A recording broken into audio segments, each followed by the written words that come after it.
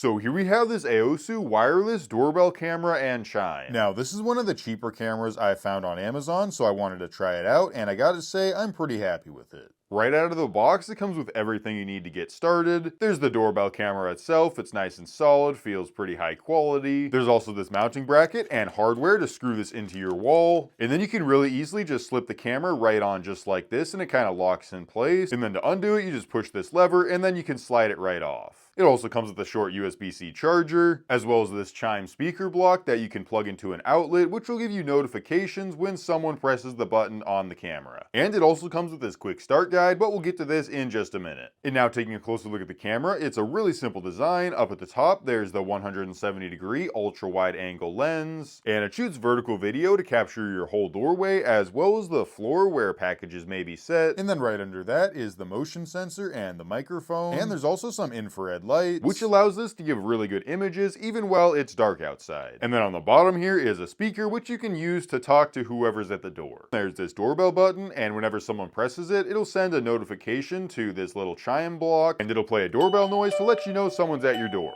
And something really quick to mention about this block is that it has a button on top so you can change the ringtone sound, and they don't specify the full range of the block, but I tried it out at about 75 foot away from the doorbell camera and it works just fine. Pressing this button will also send a notification to your phone or whatever device you have the app downloaded on. It'll show up like a regular call on your device, and if you accept it, it'll show live video footage from the camera here. You'll also be able to use your device to have a two-way conversation with whoever's at your door, or just use one of these pre-recorded responses if you don't want to talk into it. Anyway, back to the camera. On the side here, there's this little flap. This is to make it waterproof. And under that flap, you can see there's a reset button and a power button. There's also a USB-C charging port, which is how you're going to charge this up, as well as a slot for a micro SD card. Also, once you charge it up, it's supposed to last about 3 months before you have to recharge it, and it charges up pretty quickly. Alright, so setting this thing up is super simple. Basically, what you have to do is download the AOSU app on your phone or tablet or some other device. And then once pairing this to your phone, you're going to connect it to Wi-Fi so you can check it remotely.